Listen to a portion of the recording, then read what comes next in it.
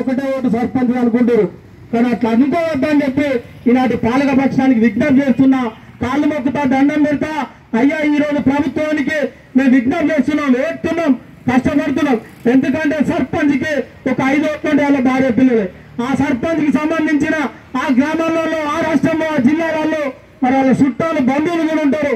మా ఓట్లు కూడా ఇయ్యాల.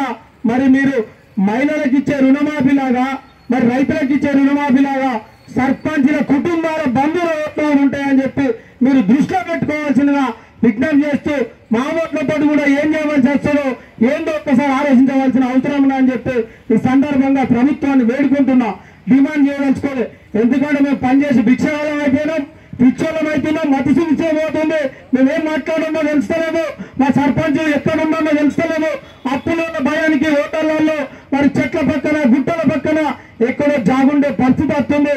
ఇంతకుముందు మా అన్న చెప్పిండు, అయ్యో ఒక పని ఏంటి అంటే, ఓ సర్పంచ్ నీకు బిల్లు ఎప్పుడు వస్తారో భయ్, నీకేం బిల్లు ఇవ్వాలి, నీకు బిల్లులో రాదు, ఇంకా అప్పేమి ఇవ్వాలి అనే పరిస్థితుల్లో ఉన్నారు. కాబట్టి మా ప్రాణ మానాలు ఎంత గౌరవమో అవసరమో మీ ప్రాణ మానాలు కూడా అదే రకంగా అవసరం. కాబట్టి ప్రజాప్రతినిధులు అంటే వార్డు మెంబర్ నుంచి మొదలు వెళితే ప్రధానమంత్రి వరకు కూడా అందరం ప్రజాప్రతినిధులే. కాబట్టి మన గౌరవం, మన మర్యాద అనుకుంటా ఎవరైనా కాపాడుతూ మరి ఎంతో మంది కాంట్రాక్టులకు 1000 కోట్ల బిల్లులు ఇచ్చారు.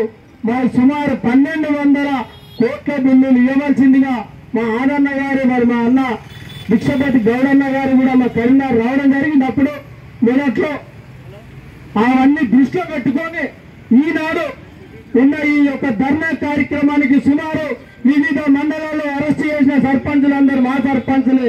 ఇక్కడికి రాకుండా అడ్డుకున్న వాళ్ళందరూ కూడా మా సర్పంచులే. కాబట్టి ఇక్కడికి వచ్చిన వాళ్ళు చాలా తక్కువ మంది అనుకుంటే మీ యొక్క భ్రమ అని చెప్పి తెలియజేస్తూ, ఇక్కడ ఉన్న ఒక్కొక్క సర్పంచ్ సుమారు తలుచుకుంటే 1000 నుంచి 1500 ఓట్లను మరి డ్యామేజ్ చేయగల శక్తి సామర్థ్యం ఉన్న సర్పంచులు ఉన్నారు. కాబట్టి దృష్టిలో పెట్టుకొని మరి కేంద్రంలో బీజేపీ కూడా ఒక 10 మంది పత్తి రైతులు చచ్చిపోతే మీరు మంత్రులు పరమిమర్శిస్తున్నారు.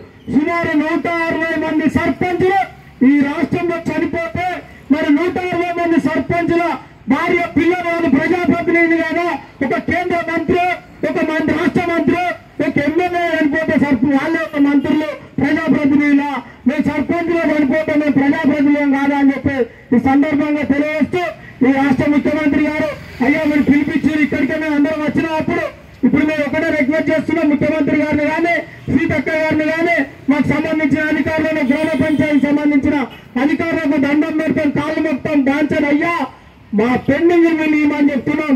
మాకు ఏ పార్టీలతో అవసరం లేదు, మాకు ఏ రాజకీయాలు అవసరం లేదు.